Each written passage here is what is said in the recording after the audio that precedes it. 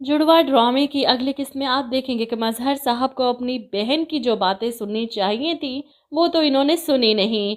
जिस तरह वो इन्हें कोस रही थी, बद्दुआएं दे रही थी, वो नहीं सुनी। लेकिन इस बात का अंदाजा हो गया कि इनकी बेटी सारे फसाद की जड़ है, इसलिए इसकी शादी करो मुनव्वर के साथ और इसे रुखसत करो घर से। अब सारा का तो रो रो कर बुरा हाल कि मैंने मुनव्वर से शादी नहीं करनी। आखिर बाबा इसकी शादी आदिल से क्यों नहीं करवाना चाहते?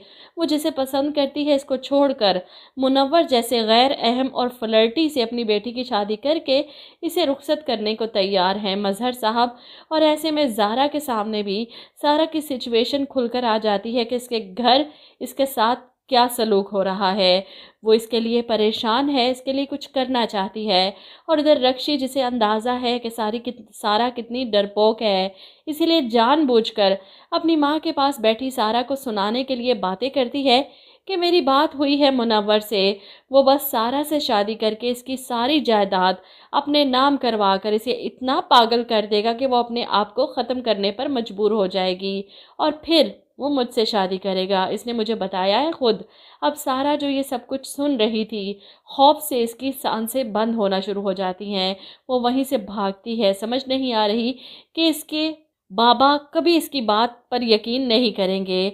और रक्षी जो कुछ कह रही थी, अगर ऐसा हुआ तो वो किससे मदद मांगेगी? वहीं रक्षी और फरहत बेगम दोनों खुश हो जाते हैं सारा की हालत देखकर।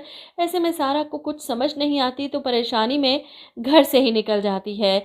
सड़क पर डरते हुए जा रही है जब एक गाड़ी के सामने आ जाती है और यहाँ फरहत और रक्षी दोनों ने घर में हंगामा खड़ा कर रखा है कि भाईजान, हम लुट गए, बर्बाद हो गए।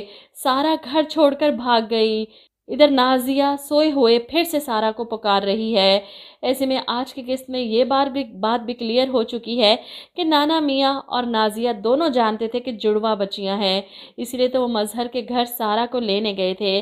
जब फरहत ने इनसे झूठ बोल दिया कि वो बच्ची तो उसी दिन मर गई थी, बस ये नहीं चाहती थी कि भाई तक ये लोग पहुँचे और भाई को पता चले कि इनकी जुड़वा बेटियां थी। एक को तो रास्ते से हटाने की कोशिश में दूसरी को कैसे बर्दाश्त कर सकती थी।